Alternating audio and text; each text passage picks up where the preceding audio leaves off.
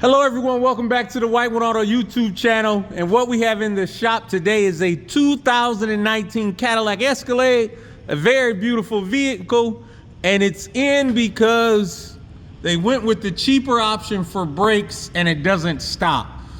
So we got it towed down here, put it up on the rack, and this is what we see. So it's pretty obvious as to why it's not stopping.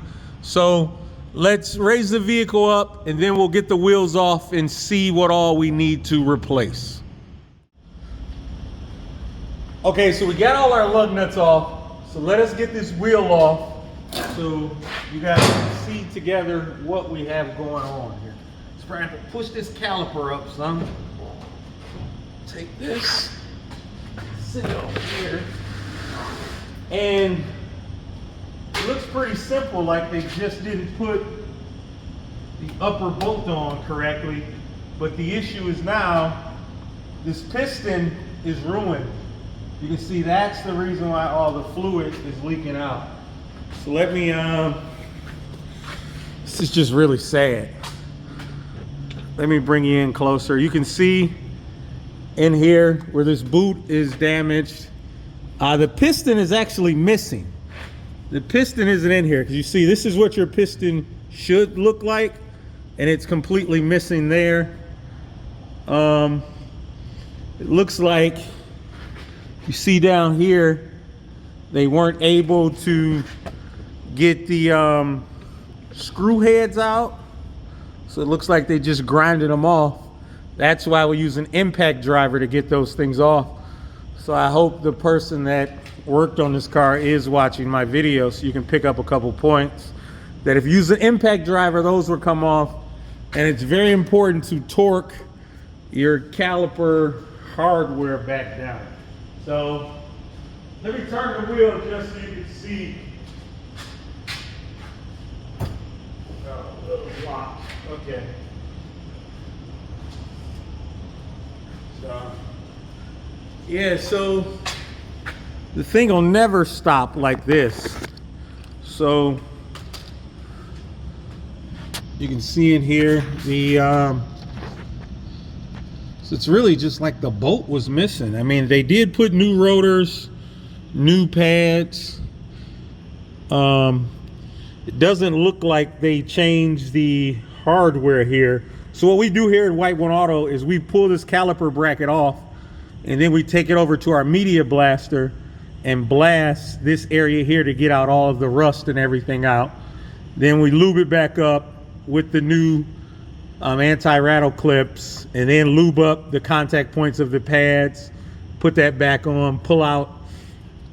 We would pull out our slides here and lube this up. It does look like they lubed that up, so that is done correctly.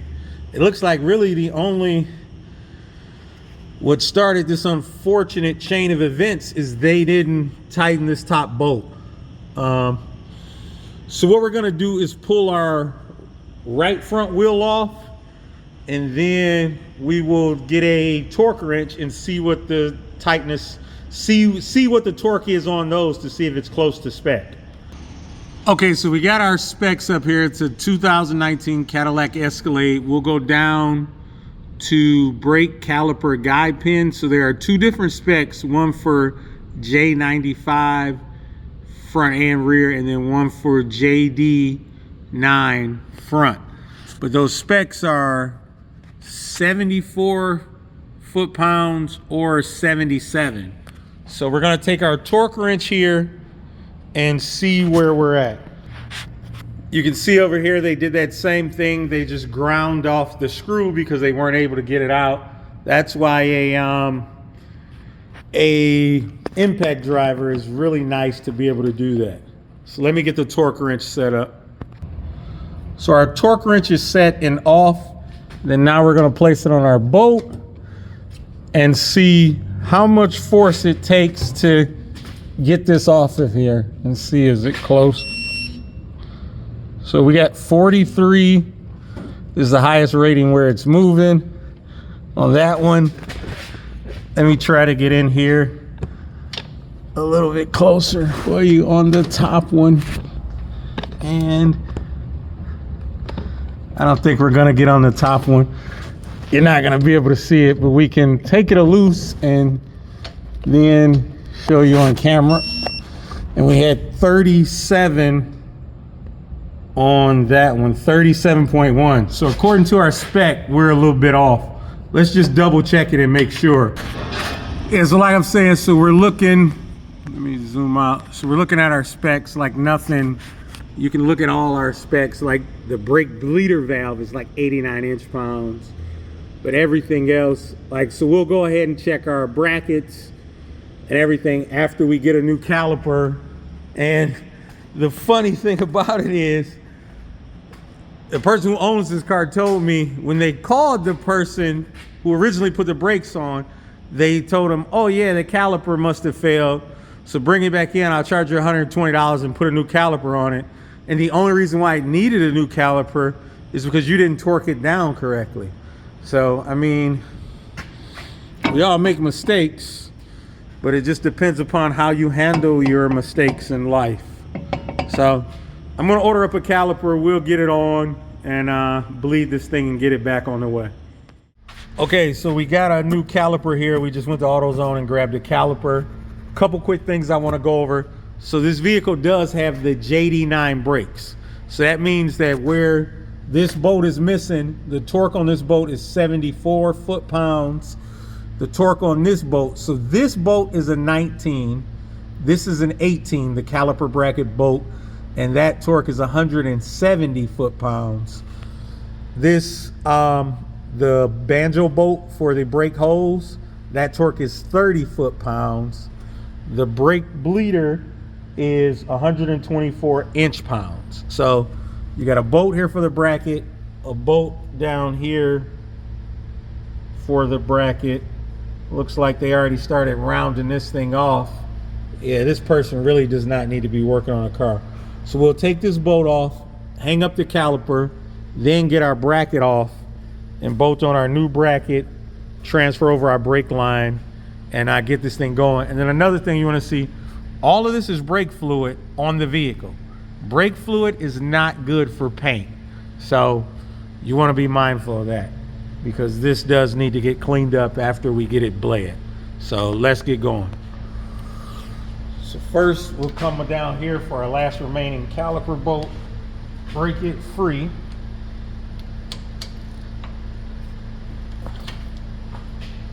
Then we'll grab our battery ratchet. Make sure it's going in reverse, and now we're gonna sit that up there.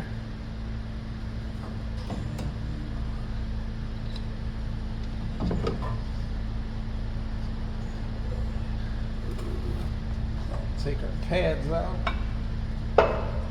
We got to clean the back of these off because they're soaked with brake fluid. And next, it's time to put our 18 on our caliper bracket bolts and get that off.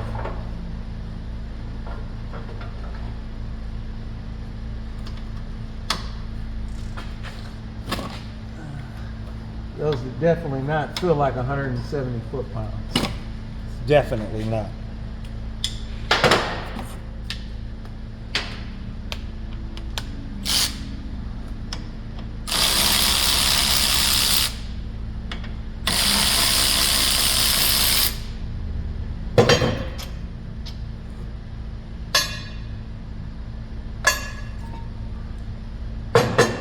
I'm gonna just pull this rotor off so you can see how they hack this screw up.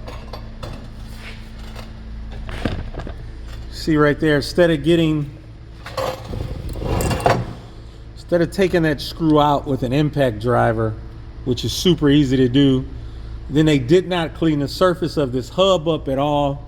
This will give you a brake pulsation as well. So we're gonna have to clean this thing up as well, and just do it right.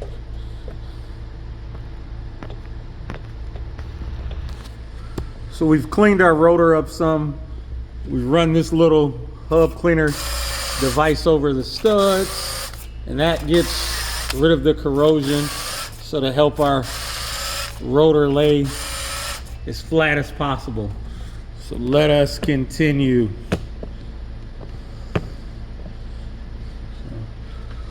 Put a little bit of fluid film on here to hopefully try to prevent the corrosion from continuing to form.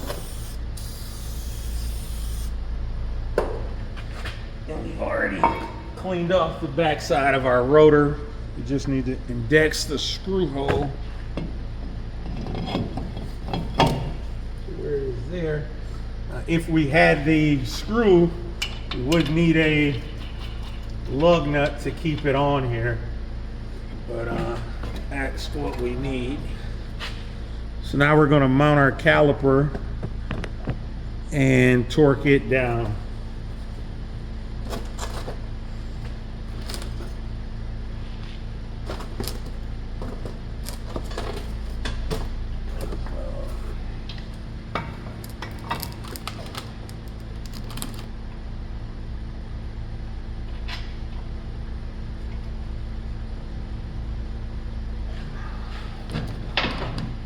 So we'll run these 18s down.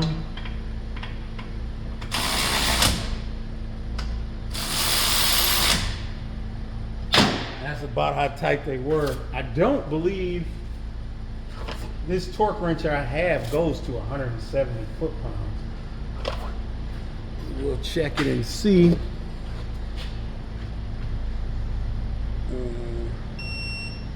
thing go to 170.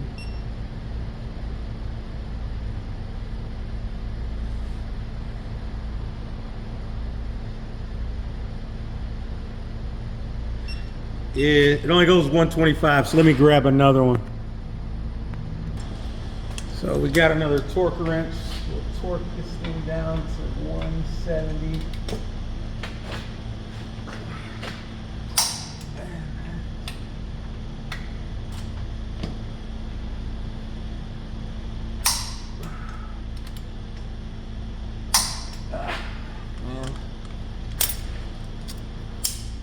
That is good. And our next step is we're going to pull this caliper off to put our clips in and get this thing going.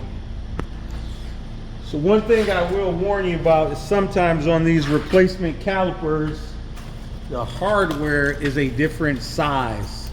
So you always want to use the hardware that came. Like sometimes these guide pin bolts and things can be a different size, so you want to make sure you use what came with the caliper.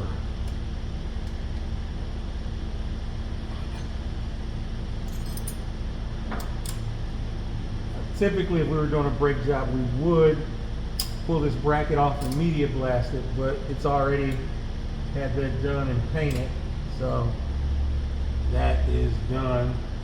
This is what I use for contact lube on my brake contact points. So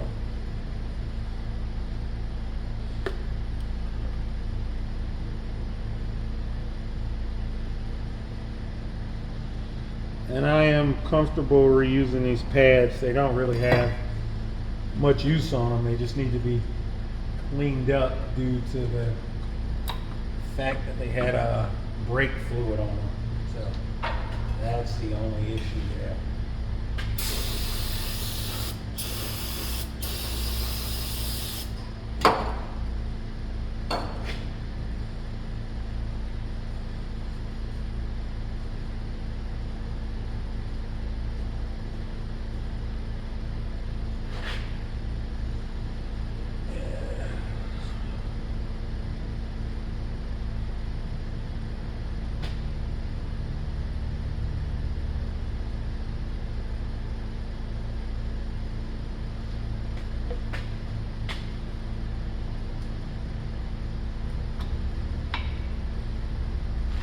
Those are on, and next we're going to put our new caliper back on, and we're not going to, these slides are lubed from the factory, so we don't have to worry about lubing those, but typically you need to pull those apart and clean them off and lube them. That is a must because if the pins don't slide, your brakes will not work correctly. So that is a definite must. It's not an optional step. So now we'll take our 19 and run these down. Sometimes you have to hold that to get it to go, but I don't think we'll have to do that this time. And our torque spec for that boat is 74 foot-pounds. So we'll do. And that screw is turning, so we may have to go grab a wrench. So let me go grab a wrench to hold that. So what I use to hold it is one of these slim wrenches. You put it in there, and then now you can torque her down here. We're at 74 there. We'll get this one. 74. So that is down. So you can see how our caliper slides, because that's what it should do. It's meant to slide on those pins, so everything is set. Now it's just time to take care of the hydraulics. Swap that line over, use our new banjo bolt in both seals. So now we're gonna get our caliper bolt off here. Before I take that off, I spray it off just to get rid of any dirt and debris that could be up there. And like I say, that is an 11. So we're gonna take that off. And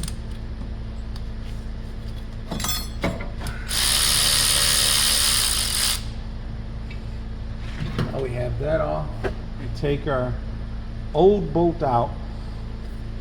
We are not going to reuse our old bolt or our old crush washers. Make sure you get two copper O-rings that come off. There's one still on our bolt and this one right here. So now you want to get both of those off. Now take your brake line and wipe it off. Now we're going to take our new banjo bolt that came with the caliper. Always use the bolt that came with the caliper, because like I say, sometimes they could change these threads if they need to repair them. So one washer goes by the head of the bolt, and then the other washer will go right here at the end of the bolt where it bolts to the caliper, so it will seal. Now this is a pretty newer car. It's 2024, and this car is a 2019. So it's probably not a lot of buildup. Well, there isn't a lot of buildup that will prevent that from seating. But sometimes you could have a decent amount of corrosion around there that will affect it. So we're gonna torque this bolt here to 30 foot-pounds. This is an 11 millimeter bolt, just like the one that came off of our caliper. So we'll get this to 30 foot-pounds.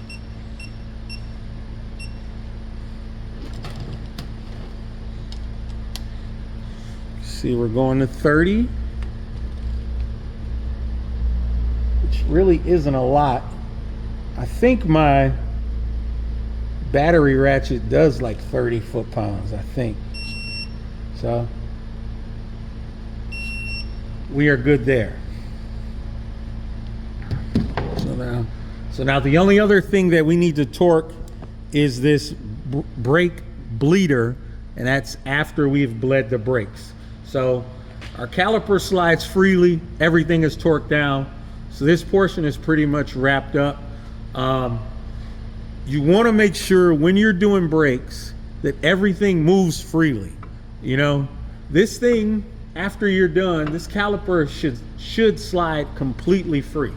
it should not hang up at all. If it's hanging up, you probably either have a guide pin that is not free or has some corrosion in it. You can buy these guide pins separately. You also want to clean up. Here, let me grab it and I'll show you. A lot of times people will say that a new brake pad doesn't fit and they go to grinding on the brake pad.